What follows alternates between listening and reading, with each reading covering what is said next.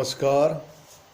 मैं Yogesh Kumar Tripathi, teacher and motivational speaker, पुनः एक बार आपसे मुखातिब हूँ कुछ अपनी बात लेकर के। मुझे बड़ी खुशी है कि आप लोग निरंतर मेरा उत्साहवर्धन कर रहे हैं। अभी भी बहुत से ऐसे लोग हैं जिन्होंने इस चैनल को सब्सक्राइब नहीं किया है। एक बार अनुरोध है कि इस चैनल को सब्सक्राइब कर दें, लाइक कर दें, बेल आइकन बटन दबा दें, जिससे कि हर नवीन पोस्ट से आप अवगत होते रहें। बंधुओं, एक बहुत ही चर्चित मुहावरा हम लोगों के बीच में प्रचलित है, 36 का आंकड़ा। आपस में जब विवाद हो जाता है, कोई दुश्मनी की स्थिति आ जाती है, तो जब अधिक गहन हो जाती है, गहरी हो जाती है, तो उसे हम 36 का आंकड़ा ऐसा मानते हैं कि फला फला वेद के बीच में 36 का आंकड़ा है। तो क्या हम यह समझते हैं कि यह महज कहावत है? मुझे नहीं लगता कि 36 का आंकड़ा महज कहावत है। इसकी गहराई तक पैठ हमारे जीवन में भी दिखलाई पड़ती है।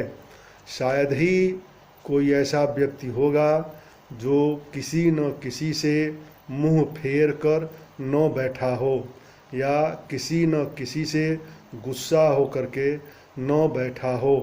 अब तो समाज का इतना अधोपतन हो गया है कि निकट संबंधों में भी हम इस स्थिति को चारों तरफ देख सकते हैं कि लोग एक दूसरे से मुंह फेर करके बैठे हुए हैं।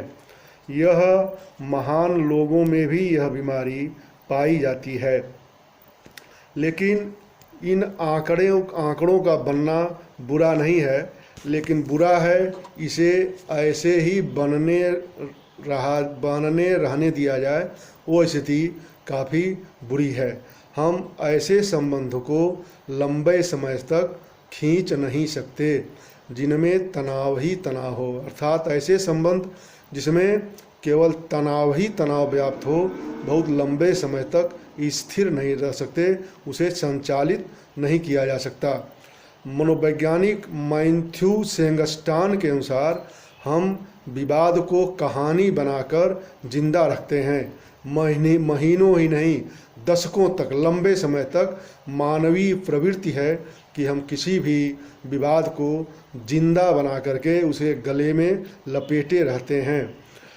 यह विवाद हमारे अवचेतन में ऐसा रस बस जाता है कि हम इससे अलग नहीं हो पाते, और हमें यह दिखाई पड़ता है कि मनुष्य से परे जो अन्य जीव हैं, इस संदर्भ में हमसे बेहतर हैं।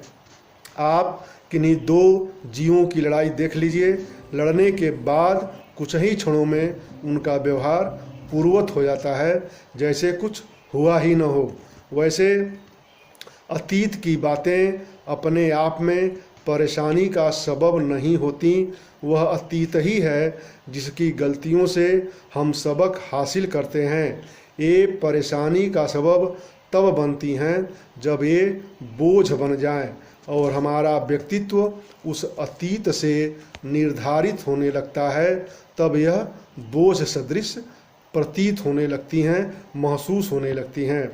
अक्सर लोग बहुत सारी अनावश्यक बातें अपने मस्तिष्क में इकट्ठा होने देते हैं और उसी के आधार पर उनका स्वभाव निर्धारित होने लगता है। जैसे असफलता, गुस्सा, पछतावा, अतृप्त, अपराध बोध आदि का मुलम्मा इस पर चढ़ जाता है।